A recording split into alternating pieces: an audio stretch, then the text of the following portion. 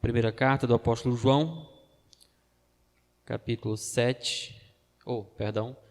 4, a partir do versículo 7 ao versículo 12. Dando continuidade à nossa exposição nesta carta, salvo erro de memória, esta sendo a 15ª mensagem em 1 João.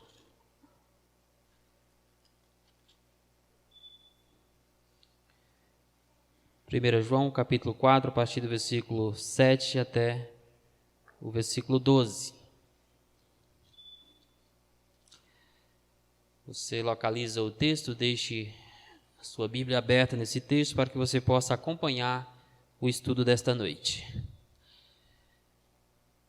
Meus irmãos, as Escrituras são categóricas em anunciar por meio de palavras e ações como o amor faz parte da essência do ser de Deus.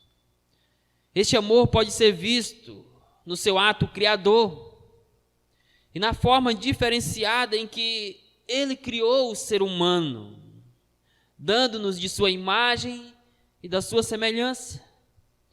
Vemos o seu amor na dádiva de subordinar a nós todas as coisas criadas, dando-nos o privilégio, mas também a responsabilidade de sermos mordomos de toda a criação. Esse seu amor, ou em seu amor, Deus nos deu a dádiva de casar-se, de ter filhos, construir famílias, porque Deus é um Deus de amor. E por causa desse seu imenso amor, e por ser amor na sua essência, mesmo quando arruinamos a perfeição e a beleza de sua criação, mediante o pecado, Ele continuou a nos amar. Por ser amor, mesmo em nosso estado de rebeldes e inimigos seus, Deus enviou seu Filho a este mundo pecaminoso para salvar pessoas pecaminosas como nós, morrendo no nosso lugar na cruz do Calvário. De fato, Deus é amor e o amor está na essência do ser de Deus. Veja algumas características deste amor descrito nas Escrituras. O amor de Deus dura para sempre, conforme o Salmo 136, verso 1. O amor de Deus é grandioso, Efésios 2:4. O amor de Deus é rico, é inesgotável, isso pode ser visto no Salmo 86:15. O seu amor é eterno, Jeremias 31:3. O seu amor é leal, é fiel, Salmo 48:9. O seu amor é altruísta, o seu amor é incondicional, Romanos 5:8. O seu amor é indescritível em palavras, João 3:16. Apenas para mostrar algumas características deste grandioso amor de Deus. Estes versículos e casos citados descrevem a natureza grandiosa do amor de Deus, mas também, meus irmãos, mostram que o amor faz parte desse ser divino. Ah, meus queridos irmãos, como somos contrários ao amor de Deus. Nós, criados como a imagem e semelhança de Deus, mas em muito deixamos de refletir a beleza, a grandiosidade deste amor. Nós que fomos criados em perfeição, prontos para viver a beleza do amor divino, tanto em nossa relação com Ele quanto com o próximo, estamos muito distantes da beleza deste amor. Isto porque depois da queda, o verdadeiro amor se tornou algo distorcido e inalcançável para nós. Meus queridos, escorregamos do amor para a ira. E isso porque o pecado nos corrompeu totalmente. O pecado corrompeu o nosso amor, os nossos sentimentos, as nossas emoções. E é por causa que hoje somos caracterizados não pela presença do amor, mas pela presença de alguns sentimentos, de algumas ações contrárias ao amor de Deus. Por exemplo, o ódio, a soberba, a hipocrisia, o egoísmo, a amargura, a maldade, a mentira, o ressentimento, o fingimento, a ganância, a perversidade, o homicídio, a inveja, a discórdia, a contenda, fofocas, a arrogância e tantos outros pecados passaram a fazer parte das nossas vidas. E estes pecados e tantos outros nos impedem de vivenciar a beleza do amor de Deus nos nossos relacionamentos pessoais. Sim, meus queridos irmãos, somos portadores do desfavor de Deus. E mesmo que fosse possível passar trilhões de anos fazendo bem, ainda assim as nossas melhores obras não passariam de trapos de imundícias quando colocadas diante deste Deus amoroso. Logo, o amor de Deus nos humilha. Isso porque Ele nos mostra,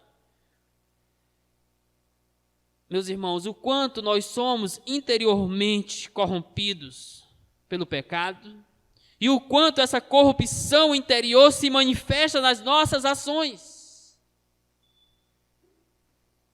E incorporada na maldição do pecado, está a nossa impossibilidade de desenvolver o verdadeiro amor com relação a Deus, com relação ao nosso próximo. E com este quadro em mente, o texto de hoje vai nos ensinar sobre a beleza do amor restaurativo de Deus em nós.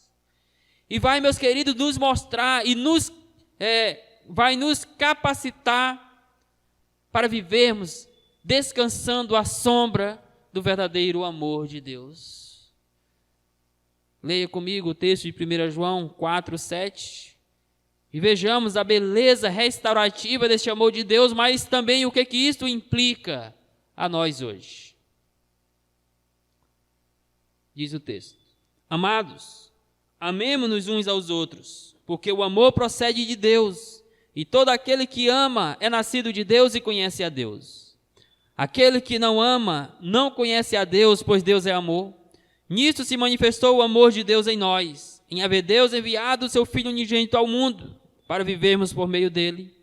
Nisto consiste o amor, não em que nós o tenhamos amado a Deus, mas em que ele nos amou e enviou o seu Filho como propiciação pelos nossos pecados. Amados, se Deus de tal maneira nos amou, devemos nós também amar uns aos outros.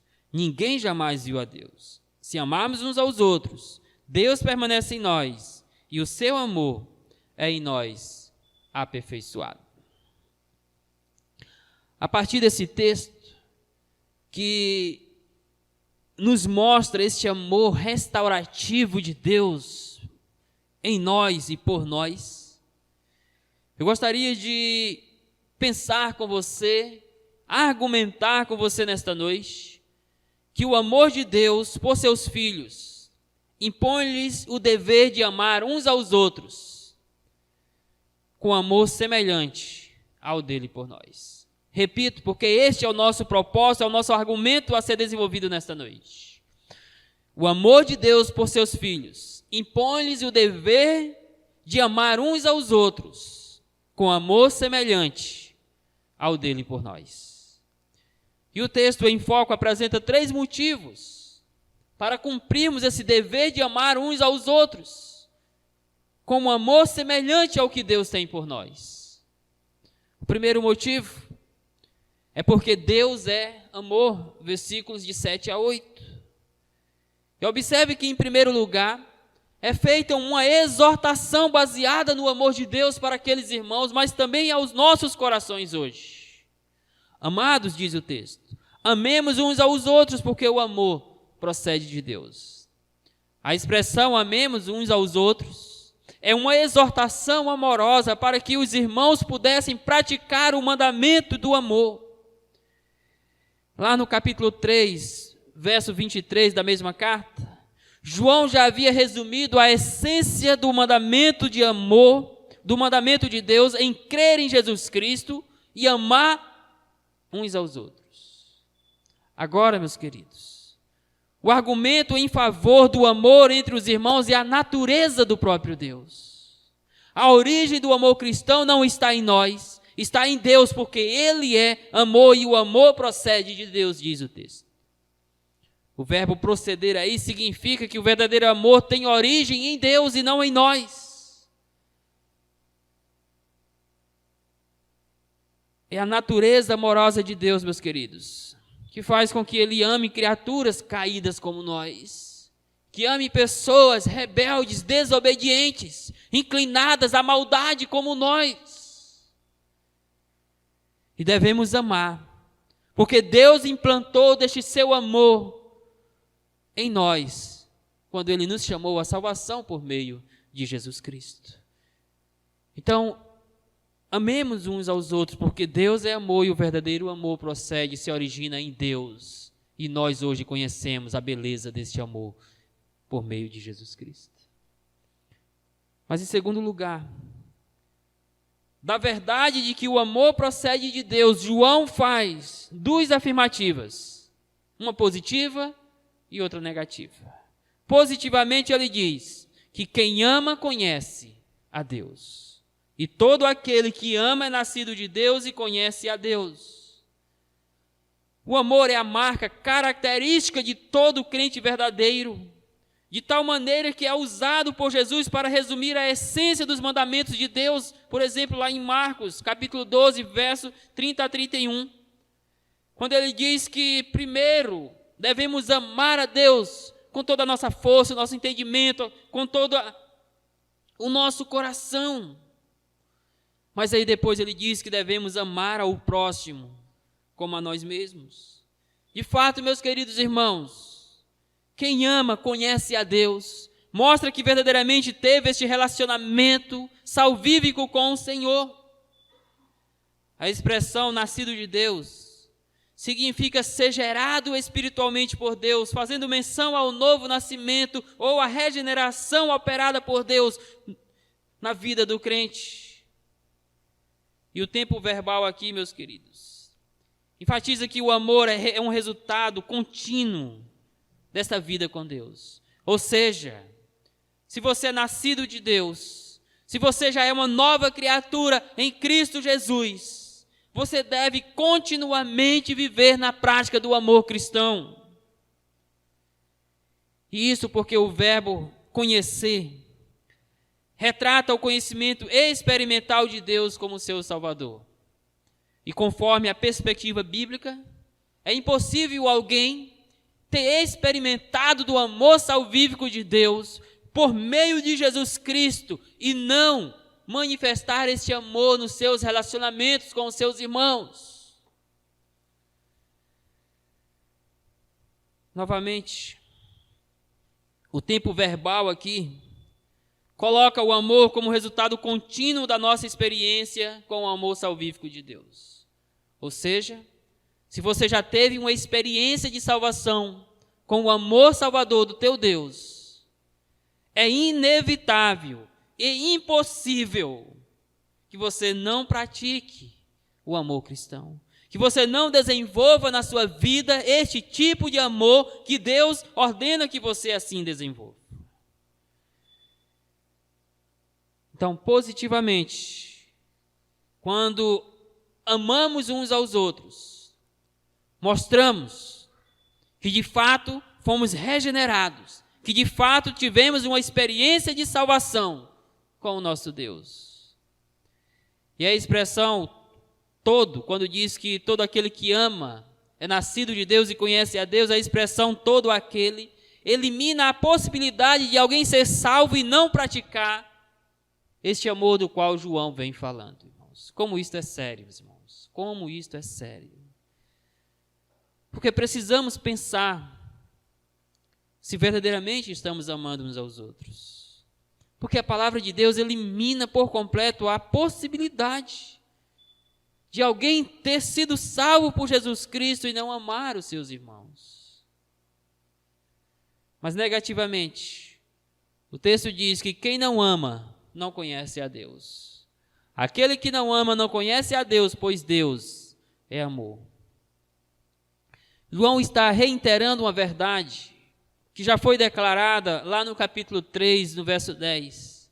Ali ele enfatiza a diferença entre os filhos de Deus e os filhos do diabo, mostrando que os filhos de Deus amam uns aos outros, enquanto os filhos do diabo sentem ódio, ressentimento, amargura no seu coração, uns com os outros, assim como Caim, que era do maligno e matou o seu irmão. Meus queridos, a dureza de coração em amar os irmãos denuncia a situação espiritual de alguém e até mesmo de supostos seguidores de Jesus Cristo. Por isso lá em 1 João 3,14 é dito: nós sabemos que já passamos da morte para a vida, ou seja, nós sabemos que já conhecemos a Deus como nosso Salvador, que já saímos daquela morte espiritual que nos encontrávamos, porque amamos os irmãos. E aquele que não ama, diz o texto lá, permanece na morte, permanece no pecado, permanece na escravidão. Porque quem não ama não conhece a Deus, e a razão para isso, diz o texto, é porque Deus é amor. Meus queridos, acumular ódio, rancor, amargura, ou sentimentos semelhantes a estes no coração, é uma evidência muito forte de que alguém, ou esta pessoa, ainda não é salva, de que essa pessoa não conheceu ainda este amor grandioso de Deus. Não conhecer a Deus implica não conhecê-lo como Salvador pessoal. É a ausência total de relacionamento com Deus, pois Deus é amor, conforme afirma o texto. Portanto, como filhos de Deus e deste Deus amoroso, pesa sobre nós o dever de amar uns aos outros. Isto porque a prática do amor é a mais forte evidência de que nós somos nascidos de novo e de que a nossa experiência com o amor de Deus é sincera, é verdadeira. Deus é amor. E por isso devemos amar uns aos outros. Contudo, é importante saber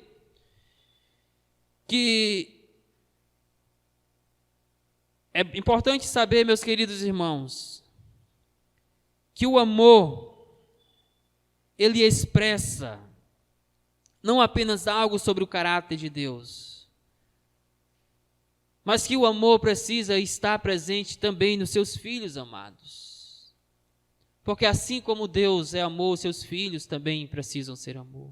Assim como o amor hoje está na essência do ser de Deus, precisa estar na essência da nossa vida cristã. Não podemos, meus queridos irmãos, jamais esquecer o quanto este Deus nos ama e o quanto isso nos impõe na responsabilidade de amar os nossos irmãos, porque Deus é amor. Agora, não podemos também esquecer que o mesmo Deus que é amor também é luz e não tolera pecados na sua presença, que o mesmo Deus que é amor também é justiça, e por conta da sua justiça, inclusive, Ele pode pesar a sua ira santa sobre nós quando deixamos de praticar o verdadeiro amor. Não podemos, meus irmãos, esquecer que este Deus amoroso também é fogo consumidor e por isso castiga todos aqueles que não vivem em conformidade com a sua vontade, que castiga aqueles que não creem em Jesus Cristo, que não desenvolvem a prática do verdadeiro amor. E eu digo, meus queridos, é loucura querer separar a Deus dos seus atributos. E é importante dizer isso neste momento. Importante pelo fato de que vivemos um tempo onde se enfatiza muito o amor de Deus. Se fala muito desse amor de Deus, que Deus é amor, que Deus é amor. Mas tem se falado pouco de que este Deus que é amor também é justiça, de que deste Deus que é amor também é ira, é juízo sobre aqueles pecadores impenitentes e sobre a sua própria igreja quando ela está em desconformidade com a sua vontade. Sim, devemos anunciar o amor de Deus, devemos viver o amor de Deus, mas sempre lembrando que este Deus é fogo consumidor, que esse Deus é justiça, que esse Deus é ira, que esse Deus também é juízo. Saiba, o mesmo Deus que é amor também é santidade. também é justiça, é juízo, entre outras coisas mais. Por isso, meus queridos, precisamos sim anunciar a beleza do amor de Deus, mas não podemos nos esquecer de ensinar outros atributos de Deus para confrontar o coração dos pecadores, para que eles tenham uma compreensão mais exata de quem é esse Deus amoroso. Portanto, o amor de Deus por seus filhos impõe-lhes o dever de amar uns aos outros. E isso deve ser feito de maneira semelhante ao amor que Ele tem por nós. E hoje estamos vendo 3 motivos porque precisamos cumprir este mandamento. O primeiro motivo é porque Deus é amor. O segundo motivo é porque Deus nos ama. Esse Deus que é amor, nos ama. Versos 9 e 10. E o verso 9 apresenta a prova de que Deus é amor e como que Ele prova esse amor por nós.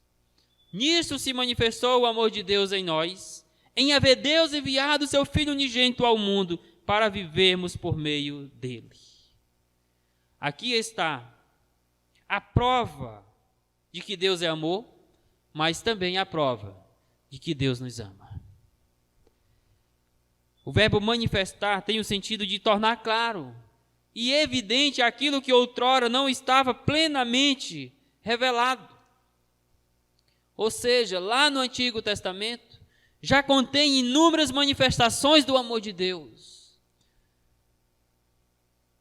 Como, por exemplo, quando Adão e Eva pecam, e este Deus amoroso, em vez de manifestar imediatamente a sua ira, a sua justiça, o seu juízo sobre aquele casal, Ele é amoroso de tal maneira que vai em busca daqueles pecadores, manifestando-lhes a beleza do seu amor, chamando-os ao arrependimento e à fé, para que continuem desenvolvendo um relacionamento de paz com Ele. Este amor, por exemplo, pode ser visto quando o povo de Israel, já há centenas de anos, vivendo na escravidão egípcia, sendo castigado, de repente esse Deus se manifesta a eles e de forma amorosa os resgata da escravidão do Egito e os conduz para uma terra que mana leite e mel. Este Deus é um Deus amoroso. No Antigo Testamento, podemos ver este amor nas inúmeras vezes em que Deus levantou homens santos para guiar o seu povo.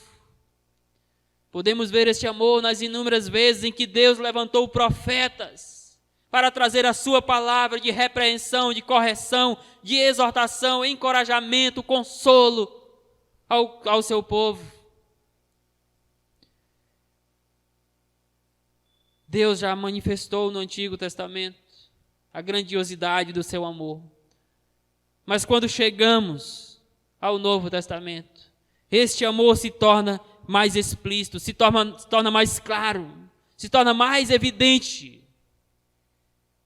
Principalmente pelo fato de Ele ter enviado Jesus Cristo a este mundo para morrer pelos nossos pecados, irmãos. Sim, meus queridos, o Antigo Testamento contém inúmeras manifestações do amor de Deus, mas nenhuma pode ser comparada com Ele ter enviado Jesus Cristo a este mundo para morrer pelos nossos pecados. E este argumento da morte de Jesus é usado como prova do amor de Deus por nós, meus queridos. João já falou isto lá em 1 João capítulo 3, verso 16, quando ele diz assim: nisso conhecemos o amor, que Cristo deu a sua vida por nós e devemos dar as nossas vidas pelos irmãos. Nisso conhecemos ali que se refere ao amor de Deus, que Jesus Cristo deu a sua própria vida por nós, porque para este fim Ele foi enviado a este mundo. E esse argumento da encarnação, da manifestação de Jesus Cristo como prova do amor de Deus por nós é visto também lá no Evangelho de João, no capítulo 3, no verso 16, quando diz que Deus amou o mundo de tal maneira que deu o seu Filho unigênito para que todo aquele que nele crê não pereça, mas tenha a vida eterna. E quando nós vamos às Escritas de Paulo, vemos que Paulo usa um argumento semelhante para justificar a razão de Jesus ter morrido em nosso favor. Lá em Romanos 5,8, quando diz: mas Deus prova o seu amor para conosco, pelo fato de ter Cristo Jesus morrido por nós, sendo nós ainda pecadores. Então Deus enviou Jesus a este mundo para mostrar a nós o quanto Ele nos ama. Deus enviou Jesus Cristo ao mundo para morrer pelos nossos pecados, e em sua morte está gritando aos nossos ouvidos e ao nosso coração que este Deus amoroso nos ama na pessoa de Jesus.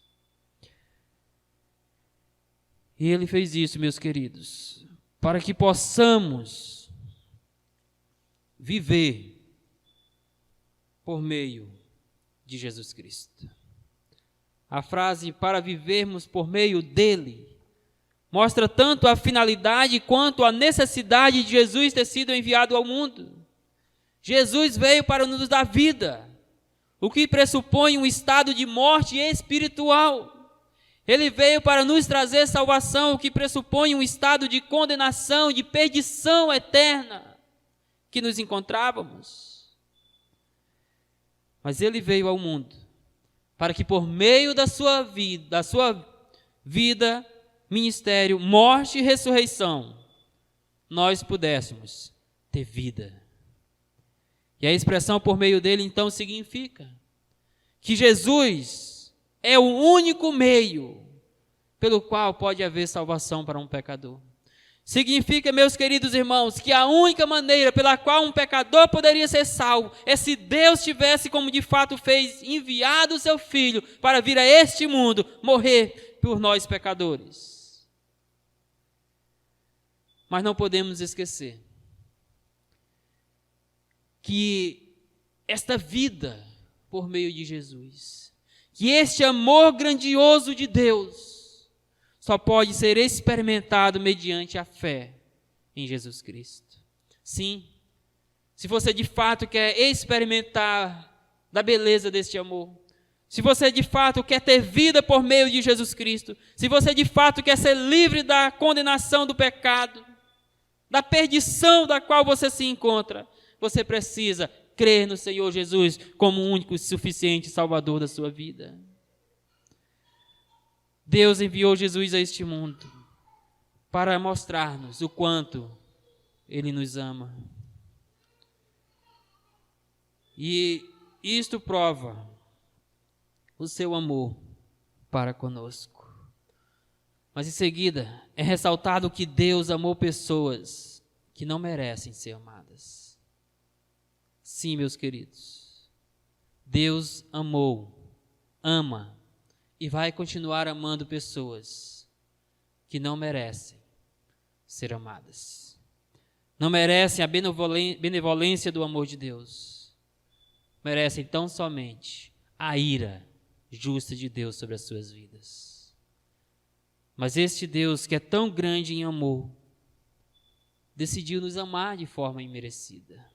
Por isso o verso 10 diz o seguinte: nisto consiste o amor de Deus, não em que nós tenhamos amado a Deus, mas em que Ele nos amou. Nós não merecemos ser amados.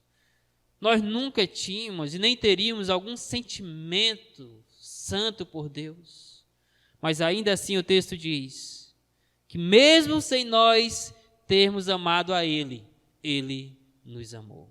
E nos amou a tal ponto de ter enviado Jesus Cristo a este mundo para morrer pelos nossos pecados. O verbo consistir aqui enfatiza a qualidade do amor de Deus que segue. Este amor, meus queridos, é um amor altruísta, porque é demonstrado a nós, é em favor de nós pecadores. Nós que lá na queda escorregamos do amor para a ira, agora somos chamados da ira para o amor de Deus. Este amor é altruísta, porque Deus enviou Jesus para morrer, não em favor dele próprio, mas em favor das nossas vidas. Este amor é imerecido, porque nada havia em nós que pudesse conquistar o amor de Deus. ainda assim, Ele nos amou e enviou Jesus Cristo a este mundo por nossas vidas. A sentença não que nós o tenhamos amado a Deus significa que não há nada em nós que poderia nos levar a amá-lo com sinceridade de coração.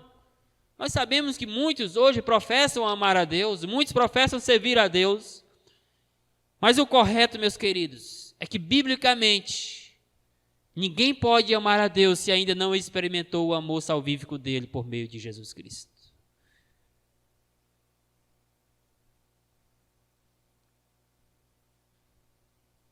Também, isso nos mostra que nada há em nós que nos faça merecedores, então, deste amor divino.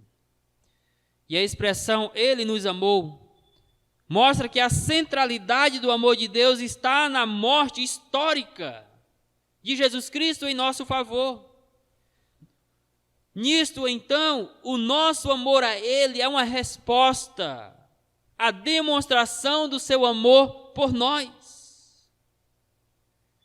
Sim, meus queridos, Deus manifestou de forma grandiosa, de forma gloriosa, o quanto nos ama na morte histórica de Jesus Cristo há pouco mais de 2000 anos atrás. Quão bom é saber que mesmo não sendo nós merecedores, nós fomos alcançados por este grande Deus.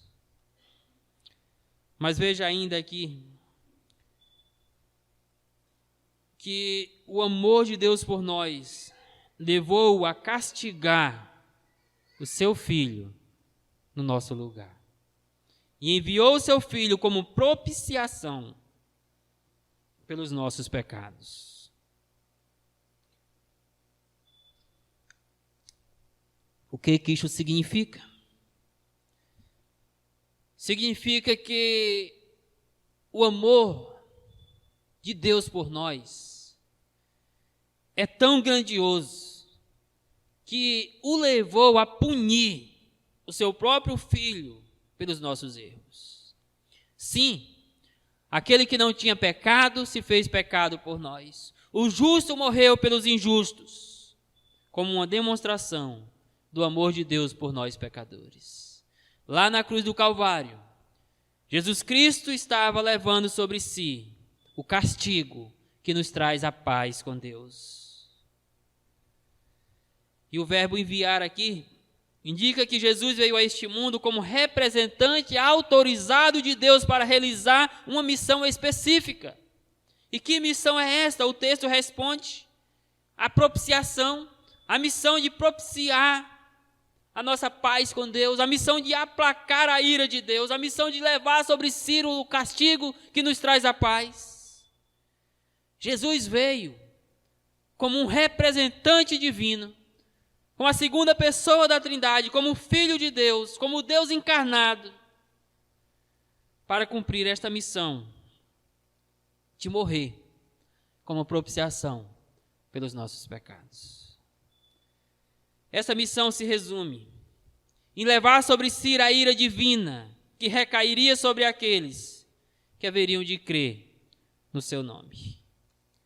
Por isso o texto diz que ele veio como propiciação pelos nossos pecados. O termo propiciação tem o sentido de aplacar a ira de Deus, ou seja, Jesus foi enviado por Deus para que em sua morte ele pudesse acalmar a ira de Deus que estava sobre nós por causa dos nossos pecados. A ira divina era para cair sobre nós, era para nos consumir, era para nos destruir. Mas Deus enviou o seu Filho para que lá na cruz tudo isso pudesse recair sobre ele e não sobre nós. Nisso então podemos dizer que Jesus, ele aplaca, ele acalma, ele leva sobre si, ele sustenta sobre si a ira divina que deveria estar sobre nós. O quanto este Deus te ama, ao ponto de castigar o próprio Filho de maneira tão cruel por causa da sua vida. É por isso, meus queridos irmãos, que Jesus Cristo, nos momentos antecedentes a sua prisão e caminhada triunfante para a sua morte, ele vai ao Getsêmani. Ele ora por 3 vezes, clamando ao Pai que passasse dele aquele cálice.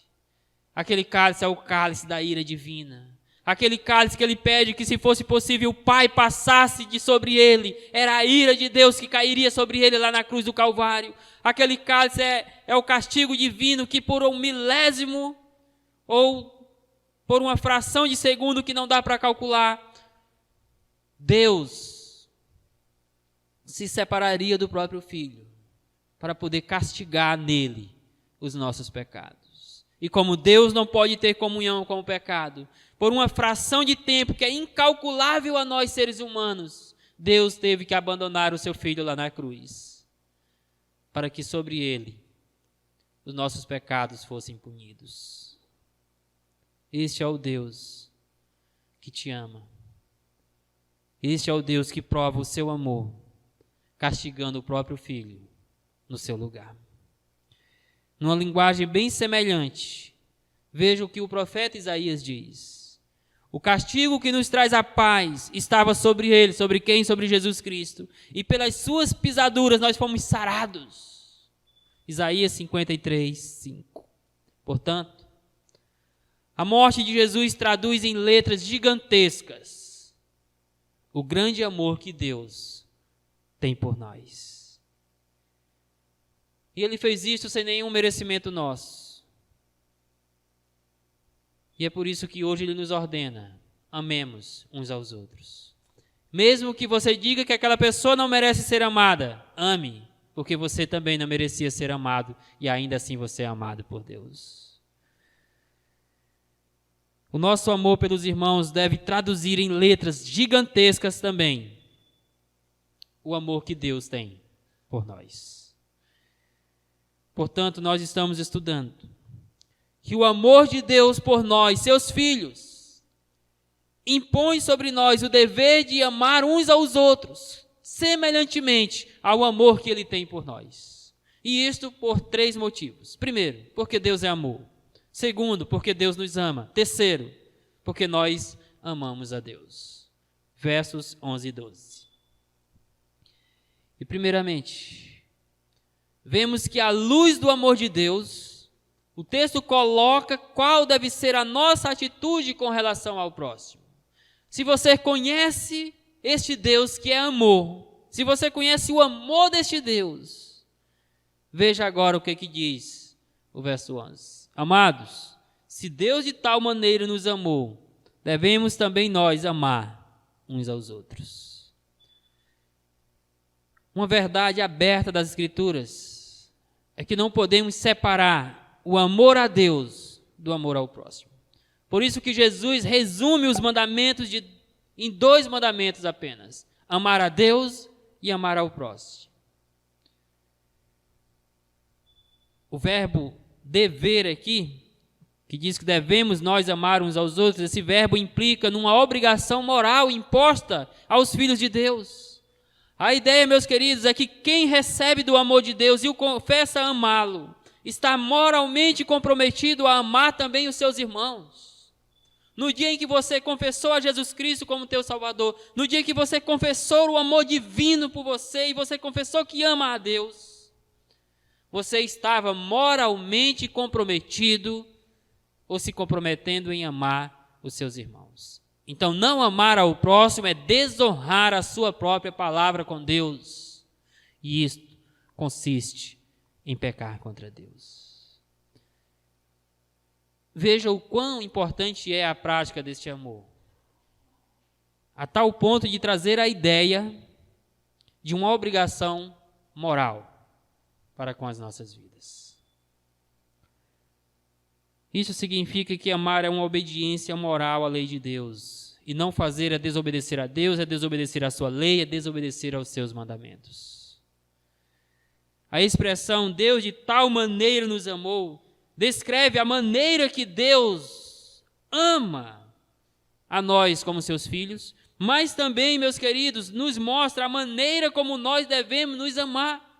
Assim como Deus nos amou, devemos amar uns aos outros. O nosso amor deve ser altruísta, como é o de Deus. Nosso amor deve ser desinteressado, deve ser sacrificial, deve ser imerecido, deve ser incondicional, deve ser intencional, deve ser prestativo, deve ser expresso em ações e não apenas em palavras. Porque assim é o amor de Deus. Portanto, ser beneficiário do amor divino implica no dever moral de amar o próximo. E ao fazer isto, imitamos o próprio Deus, que é a expressão exata do verdadeiro amor. E como seus filhos, devemos imitar os seus passos. Por isso que lá em Efésios 5,12 é dito assim: portanto, sejam imitadores de Deus, como filhos amados, e vivam em amor, como também Cristo nos amou e se entregou por nós como oferta e sacrifício de aroma agradável a Deus. Assim devemos amar os nossos irmãos. Mas veja em seguida que é salientado 2 resultados da prática de amar uns aos outros, da mesma maneira que Deus nos ama. Diz lá o texto: se amarmos uns aos outros, Deus permanece em nós e o seu amor é em nós aperfeiçoado. O primeiro resultado é que Deus permanece em nós. É claro, meus queridos, que o amor referido no texto não é este amor humano, cheio de egoísmo, baseado em emoções e sentimentos apenas. O amor referido aqui é aquele amor semelhante ao amor que Deus tem por nós. É este amor divino que permanece em nossos corações. Ou é quando nós desenvolvemos este amor que Deus permanece em nós. E o verbo permanecer indica que este amor é resultado da contínua atividade do amor de Deus em nós, indicando que a sua presença é constante na vida dos seus servos, e que por causa dessa presença de Deus em nós, por meio do Espírito Santo, nós devemos amar uns aos outros. O segundo resultado é que o amor de Deus é em nós aperfeiçoado.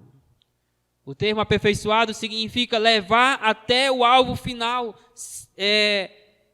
tornar algo completo. E o alvo final de Deus é nos conduzir à plenitude do amor.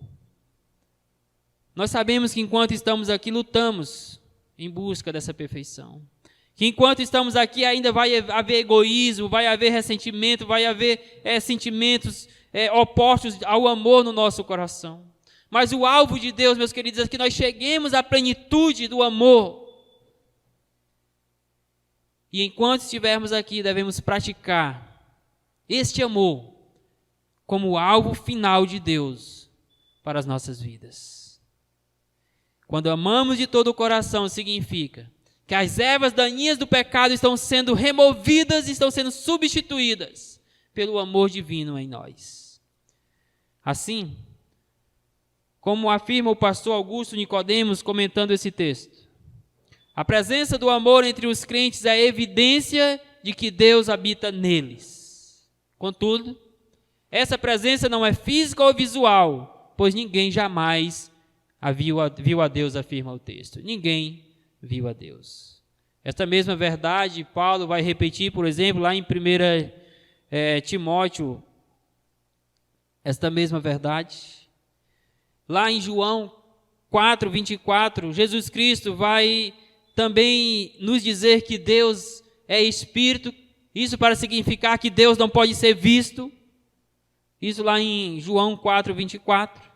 No entanto, mesmo que nunca tenhamos visto a Deus pela fé, sabemos que o seu amor por nós é verdadeiro e por isso devemos amar uns aos outros. Pela fé, por termos experimentado do seu amor salvador, sabemos que a sua presença está em nós. Sabemos que o amor de Deus muda tudo, inclusive os nossos relacionamentos com o próximo.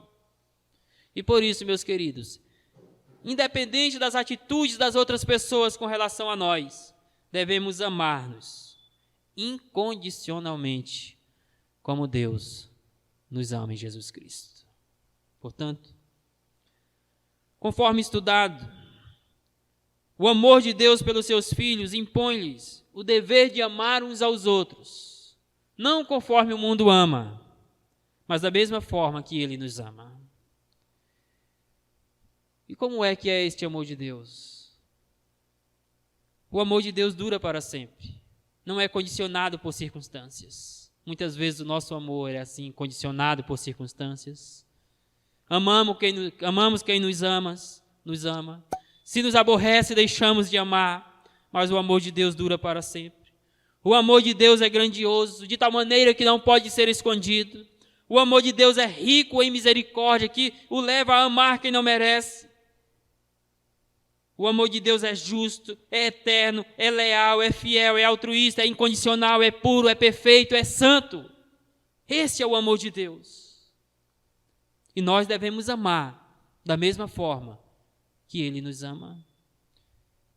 E para nos motivar a este amor, nós vimos hoje 3 motivos para isto. Primeiro motivo, devemos amar uns aos outros semelhante ao amor de Deus por nós, porque Deus é amor. Segundo motivo, porque Deus nos ama. E segundo motivo, porque nós amamos a Deus. Eu deixo 3 aplicações diante disto. Aplicações que vou ainda trazer alguns desdobramentos. Primeira, o amor de Deus derramado no nosso coração, nós cristãos que já experimentamos do amor salvador dele, este amor derramado em nosso coração deve vencer todas as barreiras que nos impedem de amar a Deus e ao próximo de todo o coração, irmãos. Conhecer o amor divino lança fora o ódio, a soberba, a hipocrisia, o egoísmo, a amargura, a maldade, a mentira, o ressentimento, o fingimento, a ganância, a perversidade, a inveja, a discórdia, a contenda, a fofoca, a arrogância e tantos outros pecados que outrora nos impediam de amar a Ele e amar ao próximo. Quando nós experimentamos esse amor divino, isto aqui tudo é substituído por este amor grandioso. De tal forma que não devemos mais mentir, não devemos mais praticar o mal, não deve haver amargura, egoísmo, hipocrisia, inveja, fofoca, contendas no nosso coração. Então somente o amor voltado a Deus e ao próximo. Sim, meus queridos irmãos, conhecer o amor de Deus nos ensina a amar, nos ensina a perdoar como Cristo nos perdoou. Conhecer o amor de Deus nos ensina a ser humildes e pedir perdão ao próximo para que não coloquemos em risco a saúde relacional da nossa igreja. Quantas vezes a nossa igreja é ferida por causa de cristãos, ou pelo menos pessoas confessas, que têm o coração endurecidos, que não são humildes o suficiente para chegar até o seu próximo, pedir perdão, restaurar os relacionamentos, para que haja paz na igreja. Conhecer o amor de Deus, derramado ao nosso coração, nos capacita a amá-lo acima de todas as coisas e amar ao próximo como a nós mesmos. Este amor divino, em nós e por nós, deve nos fazer romper as barreiras que nos impedem de amar uns aos outros. Segunda aplicação. O amor de Deus em nós e por nós deve nos levar a ser uma igreja amorosa, que viva e cultive o verdadeiro amor. Sim, meus queridos, talvez você diga ou pense que isto era algo que nem precisaria ser dito, de que precisamos ser uma igreja amorosa. Agora a pergunta é: estamos sendo uma igreja amorosa? Estamos, por exemplo, desenvolvendo a prática de orar uns pelos outros? Nos preocupamos com a vida espiritual de uns com os outros? Estamos intencionalmente cuidando uns dos outros como igreja? Estamos socorrendo os necessitados? Estamos chorando com os que choram ou apenas se alegrando com os que se alegram? Temos que ser uma igreja que intencionalmente ame uns aos outros, cuide uns dos outros. Precisamos, meus queridos, cultivar, preservar os nossos relacionamentos pessoais, porque isso precisa estar presente numa igreja que ama, numa igreja que é amorosa. Precisamos criar oportunidades de testemunhar da beleza do amor de Deus que há entre Cristo e a igreja, por meio dos nossos relacionamentos. Somos uma igreja amorosa? Estamos cultivando o verdadeiro amor? Estamos expressando, manifestando esse amor uns pelos outros? Terceira aplicação. O amor de Deus em nós e por nós deve nos obrigar, não é escolher, não é pensar, mas deve nos obrigar a amar de verdade e não apenas de palavras.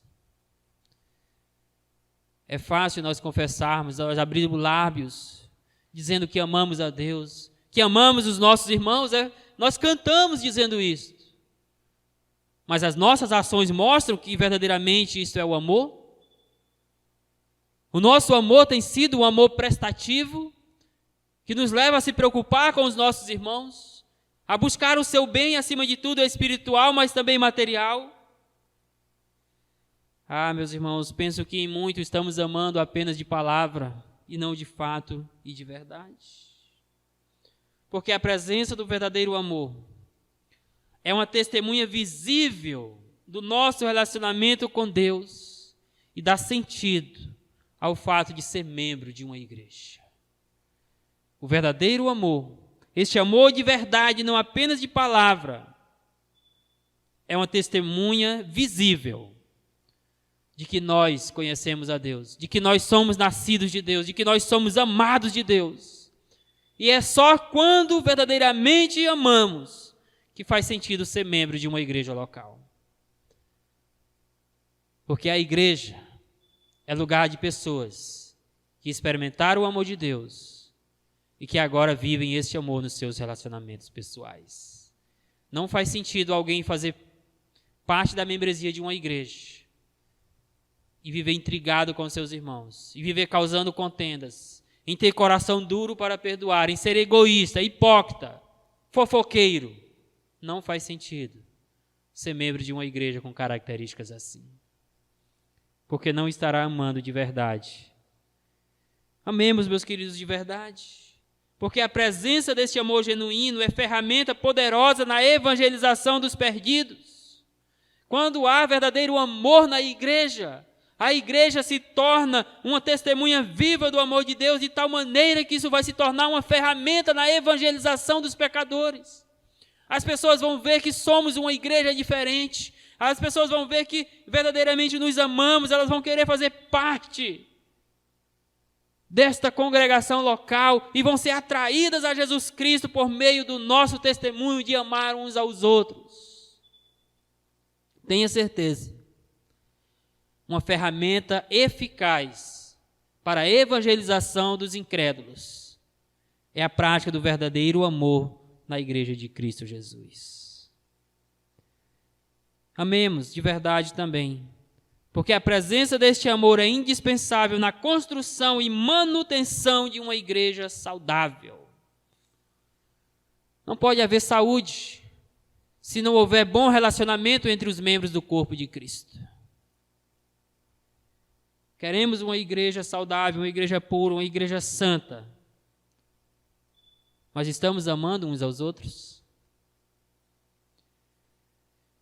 E eu concluo com duas perguntas. Uma direcionada a todos nós. Você genuinamente já conheceu esse grandioso amor de Deus? Não de conhecer, de ouvir falar. Você já experimentou desse amor? Se sim, aí eu pergunto também, as pessoas, principalmente aquelas com quem você se relaciona, podem testemunhar desse amor na sua vida? Porque Jesus Cristo diz lá no Evangelho de João 13:35, nisso conhecerão que sois os meus discípulos, : se tiverdes amor uns pelos outros. Você já conheceu este amor? Você já experimentou desta grandiosidade do amor de Deus de forma salvadora? Já? O que as pessoas podem dizer a respeito disso quando eles olham para a sua vida? Eles conseguem ver uma pessoa que ama a Deus? Eles conseguem ver uma pessoa que foi amada por Deus? Eles conseguem ver uma pessoa que ama os perdidos, que ama os seus irmãos? A segunda pergunta para finalizar. Se você ainda não conheceu esse grandioso amor de Deus, humilhe-se hoje mesmo. Humilhe-se hoje mesmo diante da graciosa e indescritível manifestação do amor de Deus por você. Faça isso olhando para o seu coração perverso, olhando para a sua vida, para as suas ações, e você vai perceber o quanto pecador você é, o quanto indigno de ser amado pelo teu Criador você é. Então faça isso olhando para o seu coração pecaminoso. Mas olhe também para a cruz de Cristo. Olhe para a cruz do Calvário, que você vai contemplar ali a maior demonstração, manifestação do amor de Deus por você, que não merece nada além do que a ira divina sobre você para sempre no fogo do inferno. Ainda assim, esse Deus amoroso te amou de tal maneira que enviou o seu Filho unigênito para morrer na cruz do Calvário em favor da sua vida. É por isso que lá em Efésios 2, 4 e 5 diz: mas Deus, sendo rico em misericórdia, por causa do grande amor com que nos amou, e estando nós mortos em nossos delitos, nos deu vida juntamente com Cristo, e pela graça sois salvos. Se você ainda não teve essa experiência com o amor salvador de Deus, humilhe-se hoje mesmo. Assuma a sua vida de pecaminosidade. Assuma a sua necessidade de restauração, de perdão. E venha conhecer o amor de Deus na infinitude da misericórdia de Jesus Cristo. Que Deus fale ao seu coração, que Deus te chame ao arrependimento e fé na pessoa de Jesus nesta noite. Amém. E aí, espero que você tenha gostado desse vídeo que você acabou de assistir. Não se esqueça de dar seu joinha, seu like, compartilhar esse vídeo e se inscrever no nosso canal e ativar o sininho.